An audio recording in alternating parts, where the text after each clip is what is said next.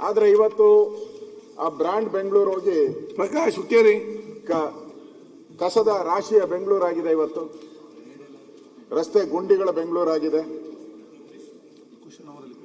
Traffic jam ಬೆಂಗಳೂರಾಗಿದೆ.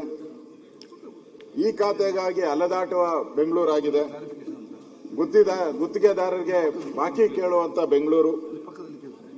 5 ನಗರ ಪಾಲಿಕೆಗಳಿಗೆ ಅನುದಾನದ ಕೊರತೆಯಿಂದ ಅನುದಾನವಿಲ್ಲದೆ brand ಇಲ್ಲ. ಇವತ್ತು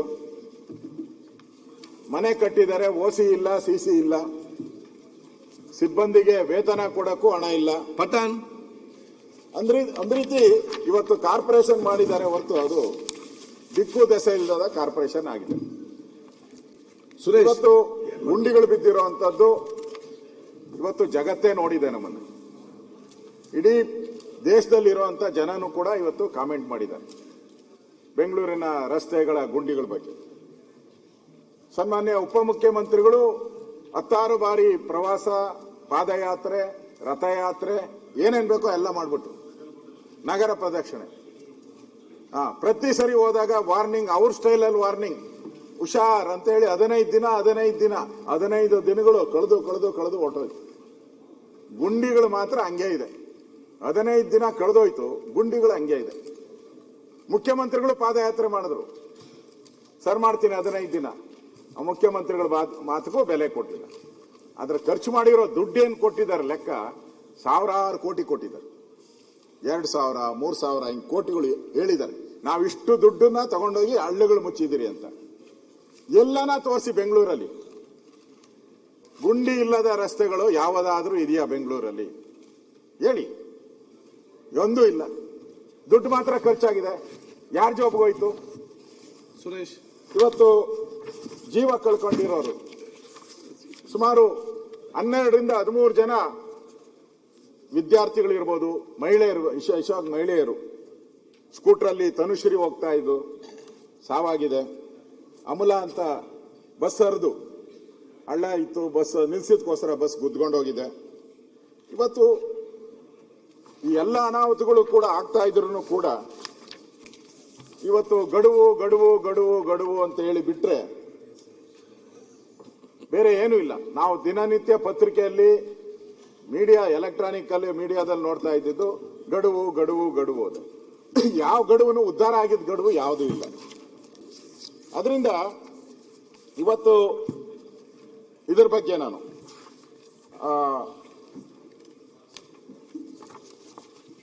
ಬೆಂಗಳೂರಿನ ಟ್ರಾಫಿಕ್ ಜಾಮ್ ಬಗ್ಗೆ, ಈ ರಸ್ತೆ ಗುಂಡಿ ಬಿದ್ದಿರೋದ್ರ ಬಗ್ಗೆ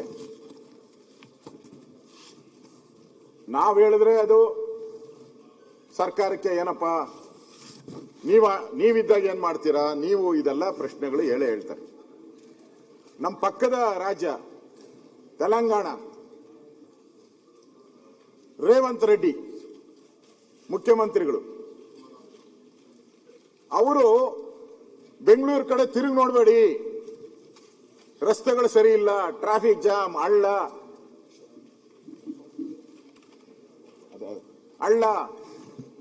ಆ ಕಡೆ ತಿರುಗಿ ನೋಡಬೇಡಿ ಅಂತಾರೆ.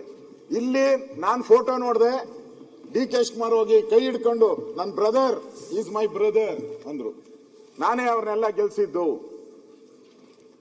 ನಾನೇ ಅವ್ರಿಗೆ ಎಲ್ಲ ರೀತಿ ಸಹಾಯ ಮಾಡಿ ಅವರನ್ನ ಮುಖ್ಯಮಂತ್ರಿ ಮಾಡಿದ್ದು. ಆ ಬ್ರದರ್ ಕೈಲೇ ಇವತ್ತು ಬರ್ತಾ ಇರೋದು ಬೆಂಗಳೂರು ಸರಿ ಇಲ್ಲ ಅಂತಾರೆ. ಇಲ್ಲಿ ಯಾರು ಬೆಂಗಳೂರು ಇನ್ಚಾರ್ಜ್? ಯಾರು?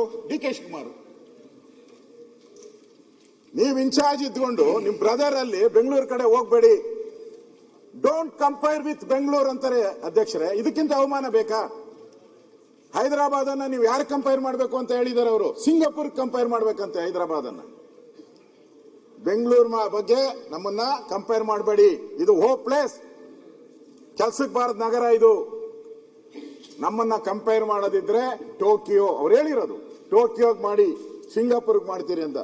ಇಕ್ಬಾಲ್ ಇಷ್ಟೆಲ್ಲ ಕೊಚ್ಕೊಳ್ಳೋ ಅಂತ DK ಶಿವಕುಮಾರ್ ಅವರು ಒಂದು ರಿಯಾಕ್ಷನ್ ಮಾಡಿದ್ದಾರೆ. ಅದಕ್ಕೆ ಒಂದು ರಿಯಾಕ್ಷನ್ ಇಲ್ಲ. ನಮ್ಮ ಬೆಂಗಳೂರು ಚಂದಾಗಿದೆ, ನಮ್ಮ ಬೆಂಗಳೂರು ಅವ್ರಿಗಿಂತ ಒಳ್ಳೇದಿದೆ, ಒಂದು ರಿಯಾಕ್ಷನ್ ಇಲ್ಲ.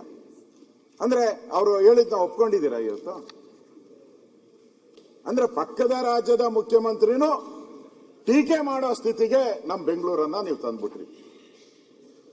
ಇದೊಂದು ವಿಪರ್ಯಾಸ. ಹೇಳ್ಬೇಕಾಯ್ತು ಧೈರ್ಯವಾಗಿ, ನೀನ್ ನೆನ್ನೆ ಮೊನ್ನೆ ಇದಾಗಿದೆಯಪ್ಪ, ನಾನೇ ಬಂದ್ ಮಾಡಿದ್ದು, ಬೆಂಗಳೂರಿನ ನೀನ್ ಹತ್ತಿರಕ್ಕೂ ಬರಕ್ಕಾಗಲ್ಲ, ಟಚ್ ಮಾಡಕ್ಕಾಗಲ್ಲ ಅಂತ ಒಂದು ಧಮಕಿ ಕೊಡ್ಬೇಕಾಯ್ತು. ಕೊಟ್ಟಿದಾರ? ಇಲ್ಲ. ಅಕ್ಸೆಪ್ಟೆಡ್. ಏನ್ ಹೇಳಿದ್ರು ಅಕ್ಸೆಪ್ಟೆಡ್. ಇವತ್ತು ಈ ಗಾರ್ಬೇಜು ಮನೇನು ಕೂಡ ಗಾರ್ಬೇಜ್ ಬಗ್ಗೆ ಮಾತಾಡಿದ್ರಿ. ಸರ್ಕಾರ ಬಂದಾಗ ಎಲ್ಲಾ ಬಡ್ಜೆಟ್ ಅಲ್ಲೂ ಅವ್ರು ಹೇಳ್ತಾರೆ ಬೆಂಗಳೂರು ಗಾರ್ಬೇಜ್ ಜಾಸ್ತಿ ಆಗಿದೆ, ನಾನು 4 ದಿಕ್ಕುಗಳಲ್ಲಿ 400 ಎಕರೆ ಡಂಪಿಂಗ್ ಯಾರ್ಡ್ ಮಾಡ್ತೀನಿ ಅಂತ. 3 ವರ್ಷ ಆಗೋಯ್ತು. 3 ವರ್ಷ ಬರ್ತಾ ಇದೆ. ಅವ್ರು 2.5 ವರ್ಷ ಅಂತ ಅವ್ರು ಕಾಯ್ತಾ ಇದ್ದಾರೆ. ಈ 3ನೇ ವರ್ಷಕ್ಕೆ ಬಂದ್ಬಿಟ್ಟಿದ್ದೀರಿ ನಾವು. ಇನ್ನೊಂದು ತಿಂಗಳಾದ್ರೆ 3ನೇ ವರ್ಷಕ್ಕೆ ಬಂದ್ಬಿಟ್ಟಿದ್ದೀರಿ. ಡಂಪಿಂಗ್ ಯಾರ್ಡ್ ಇಲ್ಲ.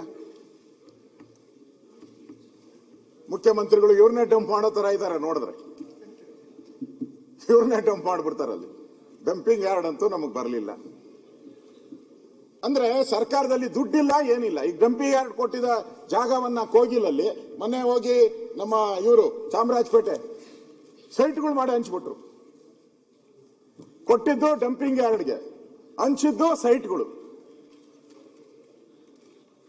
ಹಂಚ್ಬೇಕಾದ್ರೆ ನಮ್ಮಲ್ಲಿ ರೂಲ್ಸ್ ರೆಗ್ಯುಲೇಷನ್ ಎಲ್ಲ ಇದೆ ಅಧ್ಯಕ್ಷರೇ. ನೀವು ಅರ್ಜಿ ಹಾಕ್ಬೇಕು, ಮೊದಲೇ ಅರ್ಜಿ ಹಾಕಿ ಕ್ಯೂನಲ್ಲಿ ಬರಬೇಕು. ಕ್ಯೂನು ಇಲ್ಲ, ಏನೂ ಇಲ್ಲ. ಆಟೋಮೆಟಿಕ್ ಆಗಿ ನಮ್ಮ ಜಮೀರ್ ಹೋದ್ರು, ಬರ್ರಿ ಅಂತ ಎಲ್ಲರನ್ನು ಕರ್ಕೊಂಡೋಗಿ ಕೊಟ್ಟಿದ್ದು ಯಾವುದೋ ಗಾರ್ಬೇಜ್ಗೆ ಇಟ್ಟದಂತ ಜಾಗವನ್ನ. ಇನ್ ಗಾರ್ಬೇಜ್ ಉದ್ಧಾರ ಮಾಡು ಅಂದ್ರೆ ಎಲ್ಲಿಂದ ಮಾಡ್ತೀರಾ ನೀವು? ಅಂದ್ರೆ ನೀವು ಅವೈಜ್ಞಾನಿಕವಾಗಿ ಇವತ್ತು ಏನು ಜಮೀನುಗಳನ್ನೆಲ್ಲ ಹಾಳು ಮಾಡ್ತಾ ಇದ್ದೀರಾ. ಮುಂದೆ ಇದೆಲ್ಲ ಬೆಂಗಳೂರಿನ ಶಾಪ ಆಗ್ತೈತೆ. ಅಧ್ಯಕ್ಷರೇ, ನಾನು ಹೇಳ್ತಾ ಇದ್ದೀನಿ, ನೀವು ಇವತ್ತು ನೀವು ಬೆಂಗಳೂರೊಳಗಡೆ 10,000 ಲೋಡು ಕಸ ಇದೆ, ಡಬ್ರಿಸ್ ಇದೆ. 10,000 ಕಳೆದ 2.5-3 ವರ್ಷದಲ್ಲಿ ಹುಡುಕಿ ಯಾವ ರಸ್ತೆನ ಹೋಗಿ ಎಲ್ಲ ಕಡೆ ಆಗ್ತಾ ಇಲ್ಲ. ಅವರು ಡಂಪಿಂಗ್ ಯಾರ್ಡ್ಗಳು ತಗೊಂಡೋಗಕ್ಕೆ ಆಗ್ತಾ ಇಲ್ಲ. ಅವರು ಅಲ್ಲೋದ್ರೆ ಉಸೂಲಿ. ಅದಕ್ಕೇನ್ ಮಾಡ್ತಾರೆ, ಎಲ್ಲ ರಸ್ತೆ ಪಕ್ಕದಲ್ಲೇ ಹಾಕ್ಬಿಟ್ಟಿದ್ದಾರೆ ಎಲ್ಲ ಕಡೆ. ಮೊನ್ನೆ ಪತ್ರಿಕೆ ಬಂದಿತ್ತು ನನಗೂ, ಬನಶಂಕರಿ ದೇವಸ್ಥಾನದ ಹತ್ರ ರಾಶಿ ಬಿದ್ದು. ನಂದೇ ಕಾನ್ಸ್ಟಿಟ್ಯೂನ್ಸಿ, ನಂದು ರಾಮಲಿಂಗಾರೆಡ್ಡಿ. ಅವ್ರು ನಾನು ವಿರೋಧ ಪಕ್ಷದ ನಾಯಕ, ಅವ್ರ ಮಂತ್ರಿ. ರಾಶಿ ಬಿದ್ದೈತೆ, 2-3 ಲಾರಿ ಬಿದ್ದೈತೆ, ಕೇಳೋರಿಲ್ಲ. ಸರ್ಕಾರ ಇವತ್ತು ಪಾಲಿಕೆಯಲ್ಲಿ ಈ ಕಾರ್ಯನಿರ್ವಹಿಸುವಂತ ಅಧಿಕಾರಿಗಳೇನಿದ್ದಾರೆ, ಒಂದಕ್ಕೂ ತಾಳಮೇಳ